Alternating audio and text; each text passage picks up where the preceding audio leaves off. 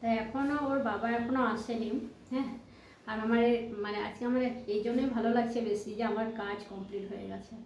ওর বাবা আসার আগে, ওর বাবা আসলে ওরে মারাত্মক মারাত্মক লেভেলের আমার টেনশন হয়ে যায়। আর কি বলবো, মানে যে জায়গাটায় ধরো আমি রিল বানাবো আর কি, হ্যাঁ, সেই জায়গাতেই ঘোরাঘুরি করবে, আবার এদিক যাবে আবার ওদিক যাবে, এই করবে। আমি দেখলাম আজকে আমি এই জায়গাটায় বানাচ্ছি, ও এদিকে যাওয়া আসা করছে। হ্যাঁ, তা আমি কালকে অন্য জায়গা নিয়ে নিই, আমি জানি ও তো আসবে, ও হয়তো ওই জায়গাটায় যাবে হয়তো। হ্যাঁ, কিন্তু না, আমি যে জায়গায় যাব সেই জায়গাতে গিয়ে ঘুরোর ঘুরোর ঘুরোর ঘুরো এরকম করবে আর কি। হ্যাঁ, আমি কি ছাদে গিয়ে বানাবো, হ্যাঁ, না আমি রাস্তায় গিয়ে বানাবো, লাও বলো তো।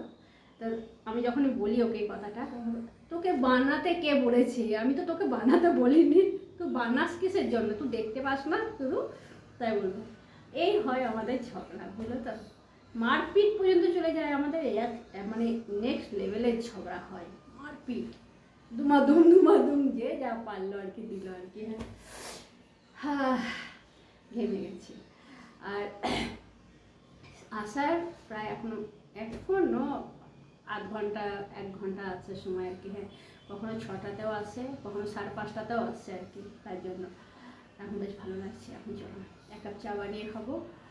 আর ছেলেরা কী করছে দেখি যায়, নিজে নিজে সব রুমে আছে, আলাদা আলাদা রুমে সবাই বসে আছে একদম। হ্যাঁ, তাই এখন দেখি যায়। আর আমার ছোটো মেয়ে আর আমার বড় মেয়ে বলছে, মা তোমাকে দারুণ লাগছে দেখতে, তাই বলছে তোমরা আমাকে জানাইও কেমন লাগছে দেখতে। হ্যাঁ, এরকম সাজছে। আমার ছেলে দুটো তো বলে দিয়েছে যে মা দারুণ তোমাকে লাগছে, খুব সুন্দর লাগছে দেখতে। হ্যাঁ, মা এইভাবে রেডি হবো সবসময়, তাই বলবে। আমার ছোটো মেয়ে বলছে, বড় মেয়েও বলে যে মা এইভাবে